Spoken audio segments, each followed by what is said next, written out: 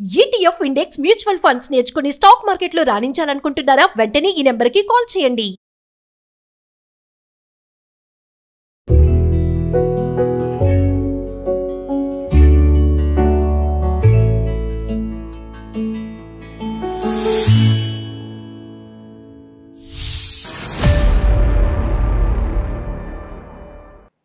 నమస్తే కళ్యాణ్ గారు. నమస్తే జయ గారు.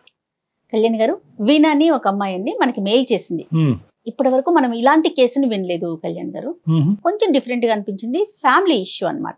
వదిన మరదళ్ళు వీళ్ళ మధ్య జరుగుతున్న ఒక చిన్న ఇష్యూ. Right, call చేసేస్తానండి. చేయండి మేడం. ఈ అమ్మాయి ఇప్పుడు మరదలు అవుతుందండి? అంతే కదా? అంతేనండి. వాళ్ళ వదిన గురించి మాట్లాడుతున్నారు. యూజువల్ గా అటువైపు చూస్తూ ఉంటానులేండి ఎక్కువ. వదిన వైపు నుంచి చూస్తారా జనరల్ గా? హలో, వీణ గారండి? అవును, మీరు? నేను అందమైన జీవితం ప్రోగ్రామ్ నుంచి కాల్ చేస్తున్నానండి. మేడం చెప్పండి మేడం. నమస్తే అండి, బాగున్నారా? నమస్తే మేడం, బాగున్నాను. మీరు బాగున్నారా? బాగున్నానండి. మీ మెయిల్ చూసాను. సో కళ్యాణ్ గారితో జస్ట్ డిస్కస్ చేశాను. ఒకసారి మాట్లాడతారా? సార్ కూడా స్టూడియోలో ఉన్నారు. మీరు ఫ్రీ ఉన్నారా? ఫ్రీ ఉన్నాను మేడం. ఓకే ఓకే, ఒక్కసారి కళ్యాణ్ గారితో మాట్లాడండి. వీణా, హాయ్ సార్. ఆయన చెప్పు. బానే ఉన్నావు? హ్యాపీగా? ఎందుకు కాల్ చేసావు? సార్, అది కొంచెం ప్రాబ్లం ఉంది, దానికోసం అని మెయిల్ చేశాను. ఏంటమ్మా ప్రాబ్లం? ఎవరితో? మా వదినతో డాక్టర్. ఏంటమ్మా సమస్య చెప్పు. మా వదిన వచ్చినప్పటి నుండి కొంచెం అందరికి నన్ను దూరం పెడుతుంది డాక్టర్. దాని వల్ల నేను ఫ్యామిలీలో చాలా ప్రాబ్లం ఫేస్ చేస్తున్నాను. ఎంతకాలం అయిందమ్మా వదిన వచ్చి? నీకు మ్యారేజ్ అయిందా? నాకు మ్యారేజ్ అయింది డాక్టర్. నాకు మ్యారేజ్ 7 years అవుతుంది. మీ అన్నయ్యకి మ్యారేజ్ అయ్యమ్మా? 5 years అవుతుంది. 5 years అవుతుంది. Okay okay. అందరూ అమ్మ నాన్న అందరూ కలిసే ఉంటారా? వదిన, అన్నయ్య, అమ్మ నాన్న అందరూ కలిసే ఉంటారు. రైట్, పక్క పక్కనే ఉంటారు. నువ్వు వెళ్తూ వస్తూ ఉంటావమ్మా? అప్పుడు పండుగలకి అలా వెళ్తూ వస్తుంటాను డాక్టర్ గారు. చెప్పు నాన్న. దూరం పెట్టడం అంటే ఏంటండి? ఎట్లా అంటే నాకు మేమిద్దరమే డాక్టర్, అన్నయ్య నేను. చిన్నప్పటి నుంచి కూడా అన్నయ్య నన్ను చాలా ప్రేమగా చూసుకునేవారు డాక్టర్. అన్నింట్లో కూడా నాకు ప్రతిదీ, అసలు చిన్నప్పుడు స్కూల్ దగ్గర నుంచి కూడా నన్ను స్కూల్ కి తీసుకెళ్లడం, తీసుకురావడం, కాలేజ్ డేస్ లో కూడా నన్ను ఎవ్రీథింగ్, నేను ఈవెన్ షాపింగ్ చేయాలన్నా, ఏమైనా కొనుక్కోవాలన్నా, ప్రతిదీ నేను వెళ్తా అన్నా కూడా అన్నయ్య దగ్గరుండి అన్ని కొనిచ్చేవాడు డాక్టర్ నాకు. అంత ప్రేమగా చూసుకున్న అన్నయ్య వదిలి వచ్చాక లేనిపోని చాడీలు చెప్పడం నా పైన. అసలు ఎంత మారిపోయాడంటే అన్నయ్య, ఒకప్పుడు అన్నయ్యేనా ఇప్పుడున్న అన్నయ్య అని అనిపిస్తుంది డాక్టర్ నాకు.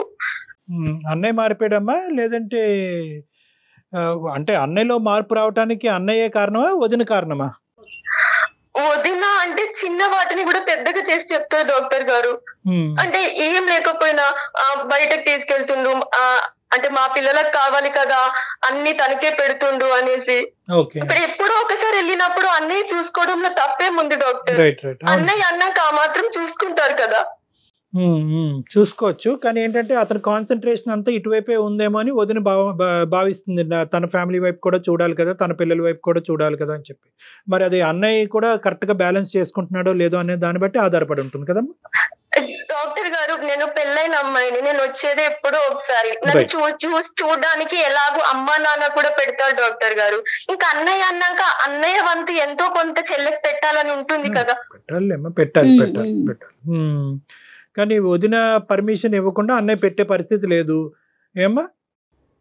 ఇంకా తన శాలరీ వస్తూ ఉంటుంది కాబట్టి ఇంకా వచ్చేటప్పుడు ఏదో ఒకటి తేవడం, తెచ్చినప్పుడు ఇవ్వడం, పిల్లలకి తేవడం ఉంటుంది కదా డాక్టర్ గారు, ఇంట్లో అందరికి, అమ్మా నాన్నకి. రైట్. వదినకి ఎంతమంది పిల్లలు, నీకెంతమంది పిల్లలమ్మా?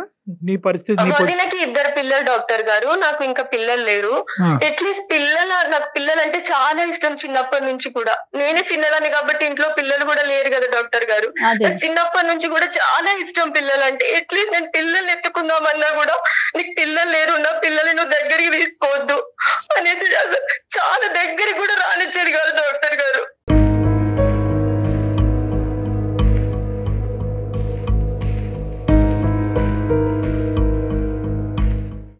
ప్రతి దానికి సెంటిమెంట్ గా వాళ్ళని నా దగ్గర నుంచి దూరం తీసుకెళ్లడం, నేనేమన్నా కొనిచ్చినా కూడా ఇవ్వకపోవడం.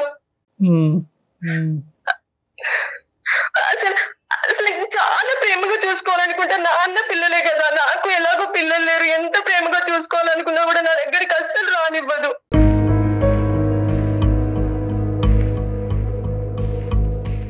కాదు వీణా, అమ్మ వీణా, ఇప్పుడు నీ సైడ్ నుంచి ఏమన్నా ఉందా ప్రాబ్లము?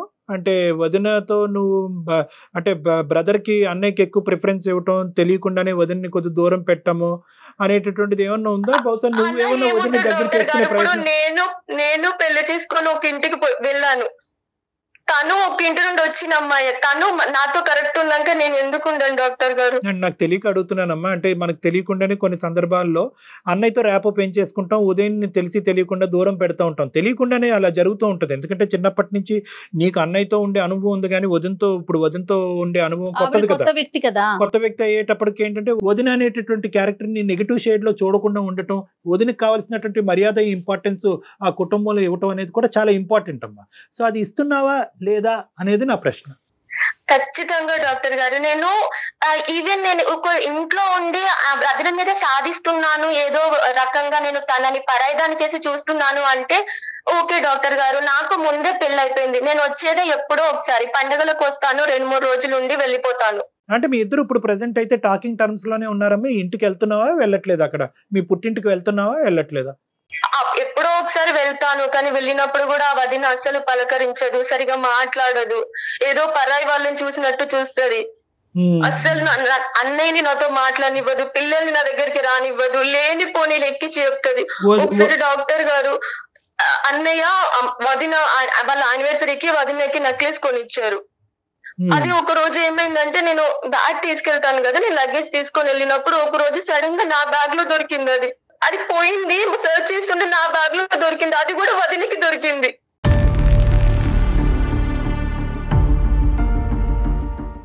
ఎలాగమ్మా, ఎలా జరిగింది అది? ఏమో డాక్టర్ గారు, అసలు నాకేం తెలీదు. నేనేదో పనులు చేస్తూ ఉన్నాను, సడన్ గా నెక్లెస్ పోయింది అనేసి అంటే అందరం కలిసి వెతికాం ఇంట్లోనే. ఇంట్లో పని వాళ్ళు ఎవరైనా ఉన్నారమ్మా? అంటే పని చేసే బయట నుంచి వచ్చే వ్యక్తులు ఎవరు లేరు డాక్టర్ గారు. ఎవరి పనులు వాళ్ళే చేసుకుంటాము. ఎవరి పనులు వాళ్ళే చేసుకుంటారు, బయట వాళ్ళు ఎవరు లేరు. పోయినటువంటి గొలుసు నీ బ్యాగ్ లో దొరికింది. అక్కడి నుంచి ఏమందమ్మా వదిన రియాక్షన్ ఏంటి? వెతికారు, అంతా వెతుకుతుంటే నా బ్యాగ్ లో దొరికింది డాక్టర్ గారు. నేను ఎందుకు చేస్తాను చెప్పండి? ఇప్పుడు ఇంట్లో ఎవరు అంటే వచ్చి వేసే స్కోప్ ఎక్కడ ఉంది? ఎవరు వేస్తారు చెప్పండి? ఇంకా వేరే వాళ్ళు పరాయి వాళ్ళు వచ్చి ఎవరు వేస్తారు డాక్టర్ గారు? ఏంటమ్మా నీ మీద దొంగతనాన్ని అంటగట్టారా? అంటే అన్నయ్యకు దూరం చేయాలనే ఆలోచనతో అలా చేసిందేమో అని నా అనుమానం డాక్టర్ గారు. ఆయన ఎలా బిహేవ్ చేస్తాడు? మీ బ్రదర్ ఎలా బిహేవ్ చేస్తారండి మీతో? అన్నయ్య బానే ఉంటారు, కానీ ఇప్పుడు కొంచెం మారిపోయి మాటలు తగ్గించడం. ఒక నిమిషం, ఇందాక సంఘటన బహుశా చాలా కీలకమైన సంఘటన కాబట్టి అడుగుతున్నాను. అన్నయ్య రియాక్షన్ ఏంటమ్మా ఆ ఇష్యూ అప్పుడు? నిన్ను తప్పు పట్టాడా, లేదంటే ఏదో యాక్సిడెంట్ లో? ఎవరిని ఏమనలేకపోయారు డాక్టర్ గారు. నన్ను అంటే నేను బాధపడతాను, వదినని అన్న వదిన బాధపడుతుంది. సో ఆ రోజు ఆ సంఘటన తర్వాత ఎవరి సైడ్ నుంచి ఎటువంటి రియాక్షన్స్ లేవు, కానీ నీకు వదినకి మధ్యన మాత్రం గ్యాప్ పెరిగింది. కానీ నా మీద అయితే నెగిటివ్ ఇంప్రెషన్ ఉంటది కదా డాక్టర్ గారు. నేను వాళ్ళందరి ముందు ఎలా తలెత్తుకోగలను?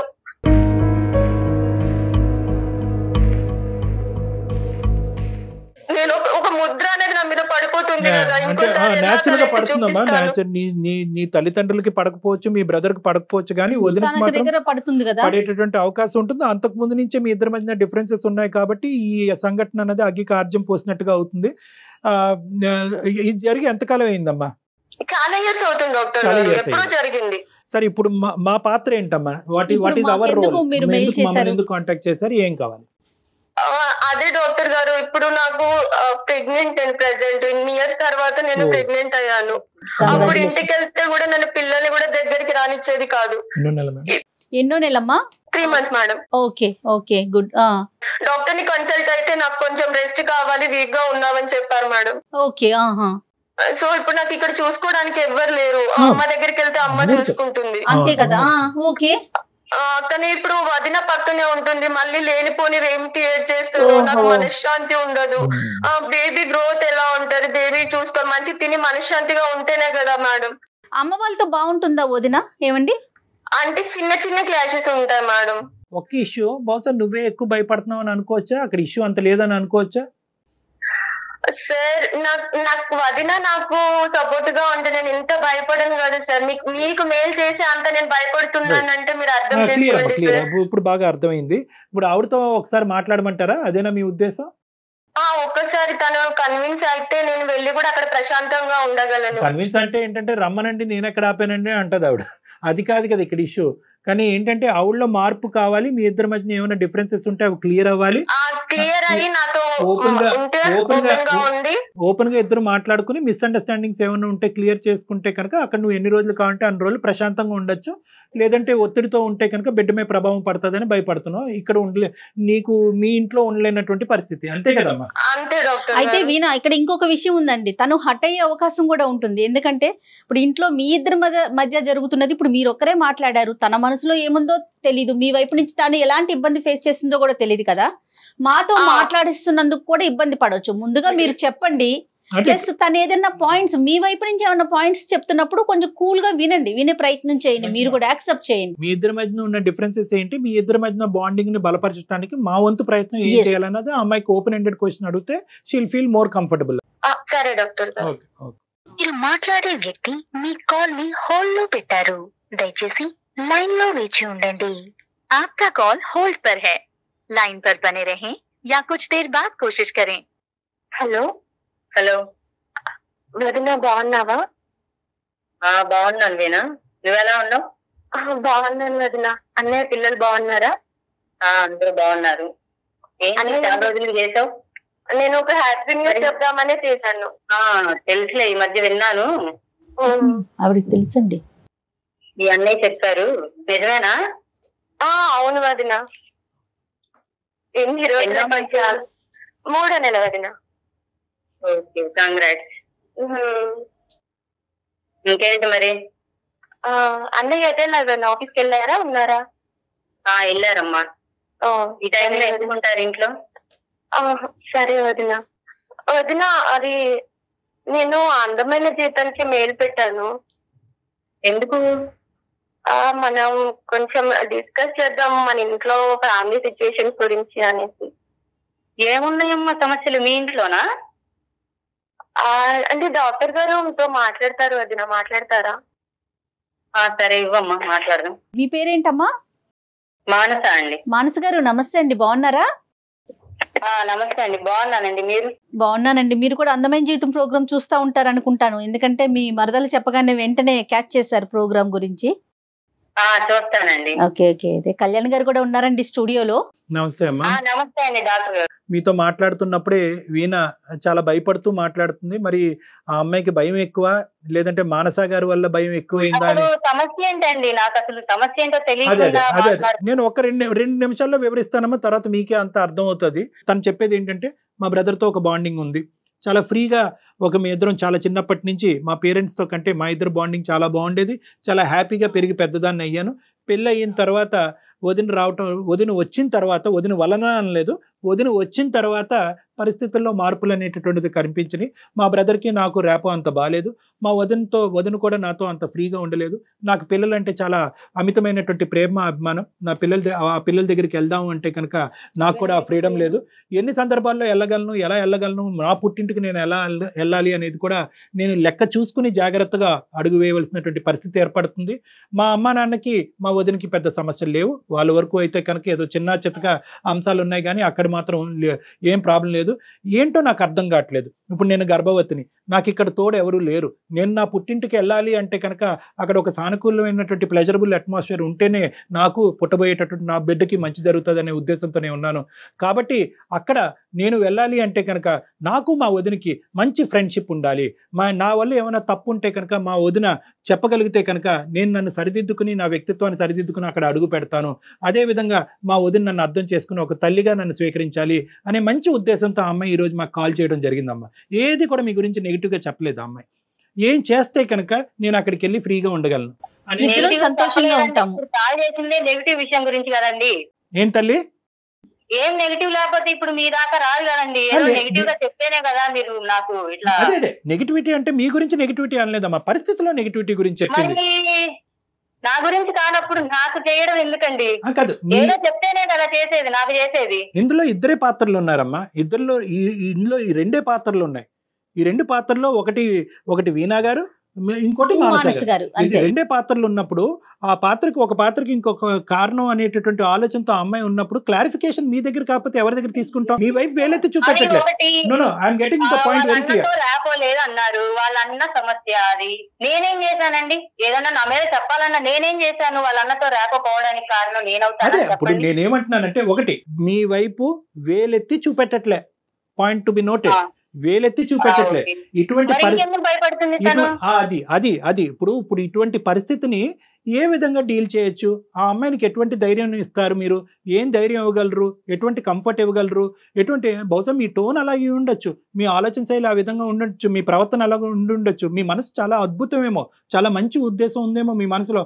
ఆ మనసుని ఈ అమ్మాయి అర్థం చేసుకోవట్లేదేమో. ఆ మనసుని అర్థం చేసుకునే విధంగా అమ్మాయికి ఒక 2 మాటలు చెప్పండి అంటున్నాం, అంతే. అక్కడ దాకా డైరెక్ట్ గా నాకే కాల్ చేస్తేనే మాట్లాడేదాన్ని, నేనే చెప్పేదాన్ని కదా. చెప్పమ్మా వీణా, నీకు ఆ పుట్టింటి నుంచి కావలసినటువంటి ఆలోచన, కోరిక ఏంటి ఓపెన్ గా చెప్పేసాయి. దాన్ని బట్టి అది ఉంటుందా, జరుగుతుందా, అవ్వదా, లేదంటే నువ్వు అపోహపడుతున్నావా, భ్రమపడుతున్నావా, వాస్తవం అనేది మనకు అర్థం అవుతుంది. అదే వదిన, అంటే నేను ఎప్పుడు వచ్చినా కూడా నువ్వు అంటే అందరితో ఉన్నట్టు నాతో ఉంటున్నావా? ఇప్పుడు పరాయిదాన్ని చూసినట్టు చూస్తున్నావు వదిన. నాకు అది చాలా బాగా. ఎందుకు చూస్తానమ్మా, నేనే పరాయిదాన్ని. వదిన, నాకు పిల్లలు లేనప్పుడు మీరు ఎలా చేశారు వదిన? పిల్లల్ని అట్లీస్ట్ నా దగ్గరికి రానిచ్చారా మీరు? నాకు పిల్లల్ని నేను ఎంత బాగా చూసుకుంటాను, వాళ్ళంటే నాకు ఎంత ప్రేమ వదిన. అవునమ్మా, ఇది ఒప్పుకుంటాను. నాకు ఉంటది కదా భయం.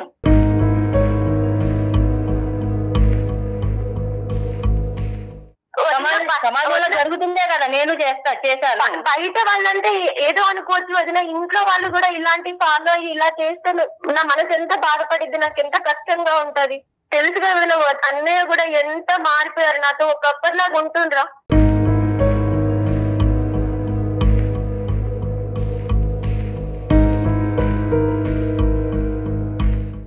ఏమ్మా, మా అన్నయ్య మారాడు అనేది ఒక ఆలోచన అమ్మాయి. ఈ అమ్మాయికి ఇంతకు ముందు పెళ్లికి ముందు లాగా మారాడు అంటే దానికి నేనేం చేస్తానండి? చెప్పండి, మీరు చెప్పండి. మిమ్మల్ని అవును, మారకుండా ఎలా ఉంటారు? ఇప్పుడు 2 పిల్లలు ఉన్నారు, పెళ్ళై ఇన్ని సంవత్సరాలు అవుతుంది, మారకుండా ఎలా ఉంటారు? బాధ్యతలు అనేవి పెరగవా? ఇంకా చిన్నతనంలోనే ఉండి చెల్లెలకి అది ఇవ్వాలి ఇది ఇవ్వాలి అని చెప్పేసి ఇంకా ఇటు ఫ్యామిలీని పట్టించుకోకుండా అలా ఉంటారా? చెప్పండి, మారకుండా అంతే ఉంటారా? అంటే ఆ మార్పు అనేది ఒక బ్యాలెన్స్ గా ఉండాలి కదమ్మా. ఈ అమ్మాయికి కూడా ఏం 10 మంది అన్నయ్యలు లేరు, ఉన్నది ఒకే అన్నయ్య. వీళ్ళిద్దరి మధ్యన మంచి బాండింగ్ ఉంది. కంప్లీట్ గా ఆ కుటుంబాన్ని, మిమ్మల్ని, మీ పిల్లల్ని నెగ్లెక్ట్ చేసి ఈ పడవలోకి రమ్మని నేను చెప్పట్లే. కానీ ఈ అమ్మాయి మనసు కూడా అర్థం చేసుకుని కొద్దిగా ఆ అమ్మాయికి కావలసినటువంటి అవసరాలు కానీ ఏమన్నా ఎలా ఉంటున్నారండి? వచ్చినప్పుడల్లా బాగానే అన్నయ్యతో కలిసి బాగానే ఖర్చు చేస్తున్నారు, అంతా బాగానే చూసుకుంటున్నాడు కదా. మీ ఇంటి ఆడపడుచు ఎన్నిసార్లు వస్తుందమ్మా మీ ఇంటికి? అవును, ప్రతి పండక్కి వస్తూ పోతూనే ఉంటదండి. అమ్మ మానస, ఆడపిల్ల ఒక లెక్క పెట్టుకుని పండక్కి పబ్బానికే రావాల్సినటువంటి అవసరం ఏముంది? ఓకే, లేదు పండక్కే రావాలి, ఆడపిల్లే కానీ ఈడపిల్ల కాదు అని అనుకుందాం, సరే. కానీ ఎన్ని సందర్భాల్లో మీకు మీరుగా ఇన్వైట్ చేశారు, రా తల్లి మా ఇంటికి రా అని చెప్పి. ఎందుకు ఆ అమ్మాయి గర్భవతి అనేటటువంటి అంశం ఇంత లేటుగా మీకు ఎందుకు తెలిసింది? ఈరోజు ఫస్ట్ టైం సుమన్ టీవీ వాళ్ళ ఆధ్వర్యాన మీరు ఆ అమ్మాయి కంగ్రాచులేషన్ చెప్పవలసినటువంటి అవసరం ఏముంది? అంటే ఇవన్నీ వింటూ ఉంటే కనుక మీ ఇద్దరి మధ్యన ఆ స్థాయి రేపో లేదేమో అని నాకు అనిపిస్తుంది అమ్మా. సంతోషంగా ఫోన్ చేసి, వదినా ఇట్లా నేను ఇన్ని సంవత్సరాల తర్వాత ప్రెగ్నెన్సీ కన్సీవ్ అయ్యాను అని చెప్పి నేనే అడగాల అండి? కాదు, ఫోన్ రిసీవ్ చేసుకోవట్లేదు, ఫోన్ ఎత్తట్లేదు అని అంటుందమ్మా. ఫోన్ రిసీవ్ చేసుకోవట్లేదంటే ఇంట్లో ఎన్ని పనులు ఉంటాయండి, తను చేసిన రెండు మీరే చెప్తున్నారు. ఫోన్ చేసి చెప్పాలి గుడ్ న్యూస్ నాకు అనేసి అంటున్నారు. బాగుంది, సంతోషం. మరి ఫోన్ పిక్ చేస్తే కదా తను చెప్పడానికి అవకాశం. సరే, నేనంటే లిఫ్ట్ చేయలేదండి, వాళ్ళ అన్నయ్య ఉన్నారు, వాళ్ళ అన్నయ్యకి చేస్తది, కాల్ చేస్తది, చెప్పిందంట. మరి అదేదో వదిన కూడా ఇవ్వన్నయ్య మాట్లాడతానని చెప్పేసి ఒక మాట అడగొచ్చు కదా. ఏమ్మా వీణా, ఎన్ని ప్రయత్నాలు చేసావు మీ వదినకి చెప్పడానికి? అట్లీస్ట్ ఒక వాట్సాప్ మెసేజ్ లేదంటే షేరింగ్ మై గుడ్ న్యూస్ అనేటటువంటి ఒక మెసేజ్ పెట్టచ్చు కదా వీణా, వదినకి పెట్టావా? నేను డైరెక్ట్ గానే చెప్పి హ్యాపీనెస్ అనేది నేను వినాలని ఎవరి ఫీలింగ్స్ లో వాళ్ళు ఉన్నారు. అన్నయ్య అంటే ఫోన్ చేస్తాను డాక్టర్ గారు, అన్నయ్య ఆ టైంలో ఎప్పుడో బయట ఉంటారు, నైట్ టైమ్ వాళ్ళకి చేయలేను, ఈవినింగ్ టైం. అమ్మ ఆలోచన ఉంటే అవకాశాలు చాలా ఉంటాయి. ఇప్పుడు చెప్పుకుంటూ పోతే ఎన్నో ఉంటాయి. వదిన చెప్పేటటువంటి బాధ కూడా ఏంటంటే, నేను ఇంపార్టెంట్ కాదా ఇంట్లో, నాకు తెలియపరిచినటువంటి అవసరం లేదు, ఇదే ఫస్ట్ టైము, ఇప్పుడు ఇక్కడ తెలియదు, ఇప్పుడు డైరెక్ట్ గా ఈ అమ్మాయి నోటు వెంట ఈ మంచి కబురు వినటం అనేది ఇప్పుడే ఫస్ట్ టైం అని చెప్పి ఆవిడ ఏదో మొక్కుబడిగా కంగ్రాచులేషన్స్ అని చెప్పింది. ఆవిడ చెప్పేటటువంటి వినే టోన్ లోనే నాకు ఏమనిపించింది అంటే, అక్కడ స్టూడెంట్ టీచర్ రిలేషన్షిప్ లాగా నాకు అనిపించింది. ఆవిడ మాట కూడా కరెక్టే, ఆవిడ మాట గట్టిగా ఉండొచ్చు, ఆలోచన ఇదిగా ఉండొచ్చు, కానీ తనకు కూడా ఇంట్లో ఒక ఇంపార్టెన్స్ ఉండాలి కదా. ఇప్పుడు ఇంత పెద్ద ఇది ఏదో విధంగా ఇంటికి వెళ్ళి అడుగుపెట్టి చెప్పచ్చు, ఆ ఇంట్లోనే అడుగుపెట్టి చెప్పచ్చు, ఒక మెసేజ్ పంపించవచ్చు, అన్నయ్యకి 1కి 100 సార్లు ప్రయత్నం చేసి అన్నయ్య ద్వారా వదినకి కమ్యూనికేట్ చేయించవచ్చు, లేదంటే అన్నయ్య ఫోన్ ద్వారా వదినతో మాట్లాడిపించవచ్చు. ఎందుకు జరగలేదు ఇది ఇప్పటికొచ్చి? అన్నయ్యకి చాలా అంటే కొన్నిసార్లు ట్రై చేశాను డాక్టర్ గారు, కానీ ఇంకా డైరెక్ట్ గా మాట్లాడడం అయితే కుదరలేదు అన్నయ్య పనుల వల్ల. నాకు కాదమ్మా వీణా, మీ అమ్మ వాళ్ళతో మీరు మాట్లాడుకుంటూనే ఉంటారు కదా, ఫోన్ చేస్తారు కదా, పోనీ అమ్మ ఇంట్లోనే ఉంటారు కదా, అమ్మ ఒకసారి వదినికి ఇవ్వు అని చెప్తే అయిపోతుంది కదా. భయంతో కమ్యూనికేట్ చేయలేకపోయా, అంతవరకు నాకు అర్థమైంది. కానీ భయం ఎందుకండి, నేనే రాక్షసుని కాదు కదా, భయం ఎందుకు, భయపడాల్సిన అవసరం ఏముంది? సరేలేండి, చిన్న పిల్ల, సరే చెప్పలేకపోయింది, ఒక సంతోషకరమైన విషయం, పోనీ మీరన్నా ఒక స్టెప్ తీసుకొని ఏమ్మా ఏంటి నువ్వు కన్సీవ్ అయ్యావంటని ఒక ఫోన్ చేసి ఉండొచ్చు కదమ్మా, మీరు కూడా పెద్దవాళ్ళే కదా తనకన్నా. నేను ఎలా చేసి అడుగుతానండి, అసలు తనకే లేనప్పుడు నా అందరినీ అదే ఇక్కడ సరే, బయట దాన్ని ఇద్దరు నేను ఎలా అలాగే ఆలోచిస్తే అడుగుతాను? ఇప్పుడు అదే ఎట్లాగమ్మా, ఇప్పుడు గ్యాప్ ఒకటమ్మా, కదా. ఇక్కడ ఖచ్చితంగా ఈగో బ్యారియర్ అనేది వస్తుందమ్మా. నేను ఎందుకు చెప్పాలి అనేది ఆ అమ్మాయికి ఉంది, ఆవిడే ఫోన్ చేయాలి కదా అని చెప్పి మీరు అనుకుంటున్నారు. ఇద్దరికి మధ్యన ఈగో బ్యారియర్స్ ఉన్నాయి, కానీ ఎవరో ఒకరు మెట్టి దిగాలి కదమ్మా. ఇక్కడ ఎవరో ఒకరు మెట్టి దిగాలి. సరే, ఒక అంశం మీద మనం ఇన్ని సందర్భాల్లో మాట్లాడుకోవద్దు, ఆవిడ మీకు ఫోన్ చేయటం అనేటటువంటిది ఇంపార్టెంట్, మెసేజ్ ఆవిడ నోటు ద్వారా మీకు కమ్యూనికేట్ చేయవలసినటువంటి బాధ్యత ఆ అమ్మాయి మీద ఉంది. సరే, తెలియనితనమో లేదంటే భయమో ఇంకో అంశమో తీసి పక్కన పెడదాం. ఇప్పుడు ఆ అమ్మాయి ఫ్రీగా హ్యాపీగా ఒక మంచి ఉద్దేశంతో ఒక మంచి అట్మాస్ఫియర్ లో అక్కడ ఉండటానికి అవకాశం ఉందా లేదా? రావద్దని అట్మాస్ఫియర్ లేదా నేను ఎలా చెప్తానండి? ఇక్కడ మంచి అట్మాస్ఫియర్ కాదమ్మా, రావద్దు అని నేను చెప్తానా? చెప్పండి. ఇంతకు ముందులా కాదు, వాళ్ళకి పెళ్ళయింది, వాళ్ళకి పిల్లలు ఉన్నారు, మనం ఇంత ఇదిగా ఖర్చు పెట్టించకూడదు అన్నయ్య చేత, వాళ్ళ సంసారం ఏంటి, నెలకొచ్చి ఎన్ని ఖర్చులు ఉంటాయి ఏంటి అని ఆలోచించాలి.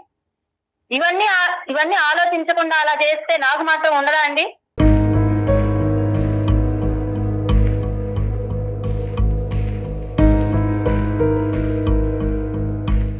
వదిన అమ్మ నాన్న కూడా చూసుకుంటున్నారు కదా వదిన, ఎప్పుడు వాళ్ళని చూసుకునేది వాళ్ళ ప్రేమని ఆ మాత్రం చేయరా వదిన? మీరు ఇంటికి వెళ్తే మీ వాళ్ళు చూసుకోరా మిమ్మల్ని? నేను ఇంత ఖర్చు పెట్టించినమ్మా. ఇక్కడ ప్రధానమైనటువంటి అంశం, కీలకమైనటువంటి అంశం, ఆడపిల్ల, మన ఇంటి ఆడపిల్ల మన చేత ఖర్చు పెట్టిస్తుంది అనేటటువంటిది, అది మీ భర్త మీద భారం అవుతుంది, దానివల్ల మీ కుటుంబం నెగ్లెక్ట్ అవుతుంది అనే భావం మీకుంది.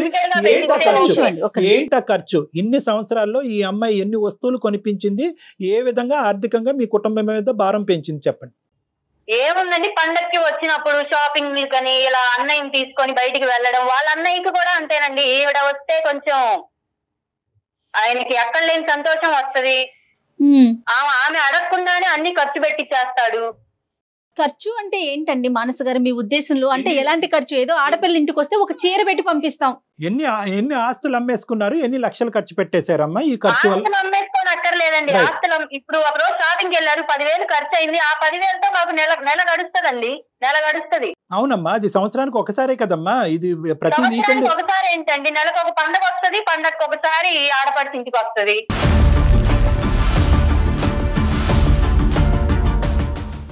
ఈ అమ్మాయి అక్కడికి ఖర్చు పెట్టడానికి గురించే వస్తుందనే భావం మీకుందా, లేదంటే మీ హస్బెండ్ ఆ ఖర్చు పెట్టేటటువంటి కోణంలోకి ఆటోమేటిక్గా వెళ్ళిపోతున్నాడా? ఈ అమ్మాయికి ఆ ఉద్దేశం ఉందనే ఆలోచన మీకు? అదే అయితే కనుక ఈ అమ్మాయికి మనం చెప్దాం, అమ్మ అక్కడ ప్రేమ ఆప్యాయతల గురించి వెళ్ళొచ్చు, ఏది ఆశించి అయితే మాత్రం నువ్వు వెళ్ళొద్దమ్మా అనేటటువంటి ఈ అమ్మాయి క్లియర్ కట్గా వాళ్ళ గుద్దినట్టు చెప్పచ్చు. కానీ ఇలా బాధపడుతూ కష్టపడుతూ ఒక నెలసరి ఖర్చు అంతా కూడా ఆ అమ్మాయికి గిఫ్ట్ రూపాన్ని ఇచ్చే ఉద్దేశంతో ఇచ్చేటటువంటిది కూడా ఆ అమ్మాయికి అవసరం ఉందో లేదో నాకైతే తెలియదు, కానమ్మా అంత బాధపడుతూ అయితే మాత్రం మీరు ఇవ్వకూడదు. అది ఆ అమ్మాయి కలిసి కూడా రాదు.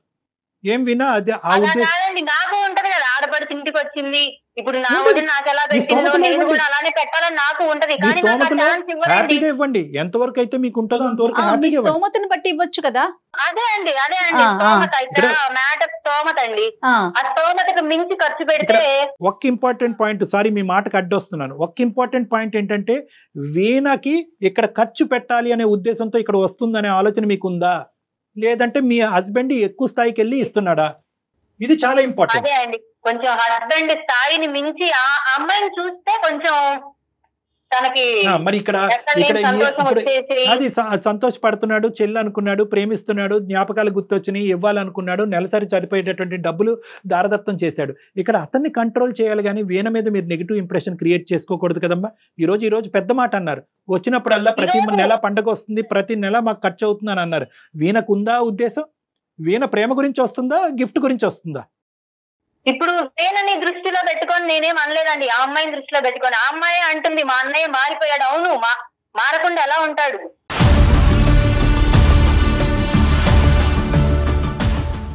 ప్రతి పండగకి కూడా 10,000 చొప్పున ఖర్చు పెట్టుకుంటూ పోతూ ఉంటే రేపు రోజున ఉండే పరిస్థితి ఏంటి అనే ఆలోచన వస్తుందా రాదా? మేడం ఇక్కడ పాయింట్ ఈస్ వెరీ క్లియర్. ఇక్కడ ఏంటంటే వీణ అసలు ఏం ఆశిస్తుంది వాళ్ళ అన్నయ్య దగ్గర నుంచి? నిజంగా నెలకి 10,000 ఆశిస్తుందా, గిఫ్ట్ ఆశిస్తుందా? నాకైతే అలా అనిపించలేదు. అలాంటప్పుడు మరి వీణ కంట్రోల్ చేసుకోవచ్చు కదా అన్నయ్యని. అన్నయ్య నాకు ఇంత పెద్ద గిఫ్ట్ వద్దు, నేను పుట్టింటికి ఏదో వస్తున్నాను, నన్ను ముచ్చటగా చూసి పంపించండి, కడుపు నిండా పెట్టి పంపించండి అని వీణ కంట్రోల్ చేయొచ్చు కదా. ఒకటైతే క్లియర్ మేడం, ఒకటైతే మానస గారు ఒక్క పాయింట్ అయితే క్లియర్. అదే అండి, నాకు వచ్చిన డౌట్ అదే అండి. వీణ కంట్రోల్ చేస్తే అన్నయ్య ఆగుతాడా అనేది నా డౌట్. ఆ చెల్లి మీద అంత ప్రేమ ఉన్నప్పుడు చెల్లి ఒక మాట చెప్తే ఆగడా? డాక్టర్ గారు నేను ఎప్పుడు కూడా మా అన్నయ్యని నాకు ఇది పెట్టు అది పెట్టు అని అస్సలు అడగను డాక్టర్ గారు. అడగడం కాదమ్మా, నువ్వు చెప్పాలమ్మా. అడగడం కాదు. ఎప్పుడైనా నేను అడిగాను, నేను ఎప్పుడో ఒకసారి అన్నయ్య బయటకి లేదని కొనిస్తే తప్ప నేను ఏమైనా తీసుకున్నాను? అదే అమ్మా, కొనిచ్చేటప్పుడు అన్నయ్య ఇంత ఖర్చు పెట్టొద్దు, అన్నయ్య ఇంత ఖర్చు పెట్టొద్దు అని నువ్వు చెప్పాలమ్మా. ఎంత పెడుతున్నారు వదిన చెప్పండి. నేను ఎప్పుడైనా వస్తున్నా, ప్రతి పండగకి వస్తున్నానా వదిన నేను? అమ్మ నేను ఒక్క మాట చెప్పొచ్చా వీణ, ఇక్కడ ఎంత ఖర్చు పెడుతున్నాడు అనేది ఇక్కడ ఇది కాదు. మీ అన్నయ్య ఎంత సంపాదిస్తున్నాడు, ఆర్థికంగా ఒక మధ్యతరగతి కుటుంబంలో ఎంత బరువు బాధ్యతలు ఉన్నాయని నీకు తెలుసు. ఇక్కడ నాకు తెలుసు, నాకు పెళ్ళండి, ఇప్పుడు నాకు ఎన్ని బాధ్యతలు ఉంటాయో, ఒక ఇల్లు ఉన్నాక పిల్లలు ఉన్నారు, ఇస్తున్నాడు, వాళ్ళని చూసుకోవాలి. లేదు నీకు అన్ని తెలుసమ్మా, ఇస్తున్నాడు, తీసుకుంటున్నావు, కానీ అటువైపు ఎంత భారం అవుతుందో అన్నది తెలిసినప్పుడు అన్నయ్య ఇక్కడ బ్రేక్స్ వేసుకో. ఎందుకంటే ఇక్కడికి ఓన్లీ ఆర్థిక భారమే కాదు, అన్నయ్య గిఫ్ట్ ఇస్తున్నప్పుడు వదిలిన ఎక్స్ప్రెషన్స్ కానీ, ఇమోషన్స్ కానీ, ఆవిడ మూడు పాడవటం కానీ ఇవన్నీ కూడా నీకు కనిపిస్తున్నాయి. కాబట్టి ఇక్కడ వదిన ఇబ్బంది పడుతుంది కాబట్టి కుటుంబ సమేతంగా హ్యాపీగా నీకు రావట్లేదు కాబట్టి నువ్వు బ్రేక్స్ వేస్తే బాగుంటుందిగా. వదన్నయ్య ఎందుకు ఇంత ఖర్చు పెడతాను, వెళ్ళటం తగ్గించడం సొల్యూషన్ కాదమ్మా. తగ్గించావు సరే, అంతటితో నెలకొని ఉండొచ్చు, సైలెంట్ గా ఉండొచ్చు కదా. ఇప్పుడు ఇలా కాల్ చేసి మళ్ళీ ఏంటిది ఇదంతా. ఇక్కడ చాలా ముఖ్యమైనటువంటి అంశం ఏంటో మానస గారు తెలుసా? ఇక్కడ మీరేంటంటే వీళ్ళిద్దరు బంధానికి ఆర్థిక పరమైనటువంటి లావాదేవీతో ముడిపెట్టేశారు. అంటే ఏంటంటే గిఫ్ట్ ఇస్తుంది కాబట్టి ఆవిడ వస్తుంది, అతను ఇస్తున్నాడు కాబట్టి ఈవిడ స్వీకరిస్తుంది. వెనకాల ఆర్థికంగా డబ్బుల విషయమే కాదండి, ప్రతి చిన్నదానికి ఇలా మొహం ముడుచుకొని హట్ అయిపోయి మరి ఇంత సిల్లి విషయాలకు కూడా అలా ఉండకూడదండి. అతిగా ప్రేమలు అతిగా చూయిస్తాయి. మాకు ఉంటాయండి ప్రేమలు ఏదైనా సరే. నేను వచ్చినప్పుడు నేను పిల్లలకి పెట్టాలని చూస్తా, నేను అట్లా చేసేదానికి కాదు వదినా, నేను ఒక్కరి నుంచి ఎక్స్పెక్ట్ చెయ్యను.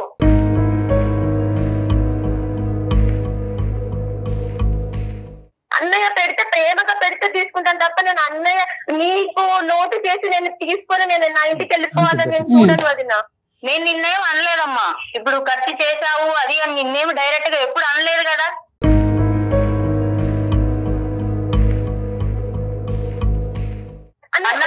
వచ్చినప్పుడు ఎలాగో అమ్మ వాళ్ళు కదా చూసారు వదిన, అన్నయ్య ఏదైనా తెచ్చి నాకు ప్రేమగా ఏదైనా బయట నుంచి కొనుక్కొచ్చేమని ఇస్తే అమ్మ వాళ్ళని చూసేది ఎవరు? మేమే కదా. అమ్మ వాళ్ళకి ఇన్కమ్ సోర్స్ ఏది? మేమే కదా.